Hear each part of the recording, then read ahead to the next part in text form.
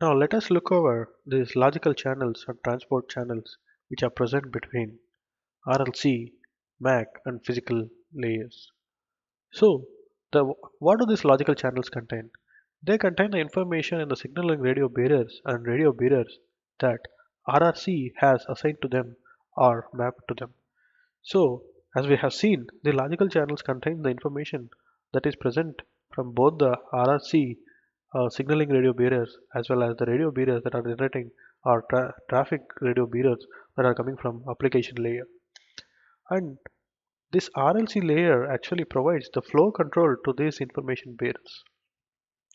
Whereas the data can be acknowledged, unacknowledged in a logical channel. That is, through the way of acknowledging and unacknowledging the data that is sent over these logical channels, this RLC layer actually provides a flow control that to the data that is present in the signaling radio bearers or radio bearers. So what does it do actually in flow control? Flow control means, uh, until and unless network hears the data that we have sent currently, it will not transmit the next data which are present. So it waits for as soon as it sends certain chunk of data, it waits for the acknowledgement from the network side.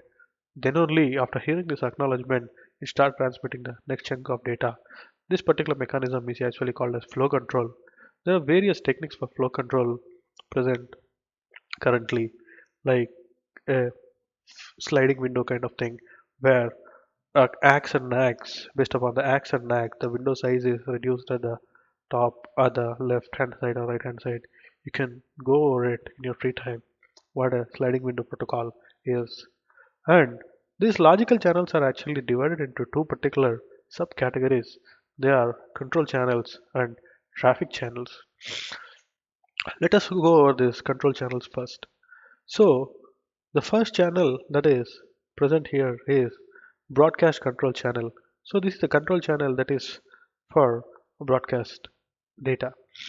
And there is the next one is paging control channel. This control channel is actually used for paging. That is to receive the call and the downlink to just go and check the pages. Common control channel. This is a channel that is present for which contains the common information for all the network elements. And dedicated control channel. This control channel is explicitly for the existing link. And multicast control channel.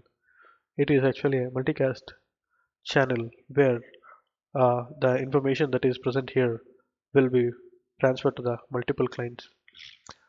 In traffic channel, there are two traffic channels. Dedicated traffic channel, it actually carries the user data that has been generated from the application. And multicast traffic channel, if the data is not dedicated to one particular node, if you want to transmit to the multiple clients, then we use multicast traffic channel. Now let us look into this transport channel. What do they do and what do they contain? Actually, they contain information in the logical channels that RRC has assigned to them so that they can be sent by the physical channels. So basically, whatever the logical channels that are present or that are generated by the RLC, MAC takes them and converts it into transport channels so that these channels are the data present in these transport channels are feasible for physical layer to transmit over the physical medium. What does this medium access control do? Yeah, in short form, MAC do. It actually provides formatting, tagging, and prioritization for the data that is coming from the that is coming from the RLC, that is for the logical channels. And it provides something called as transport blocks, which is suitable for physical layer to transport. So it divides the data that is coming from the logical channel into a transport block, which is actually suitable for physical layer, that is the down layer, the layer that is present down to transmit in a good way. So it is medium the transport channel that are present that are generated from the MAC is divided into two subcategories.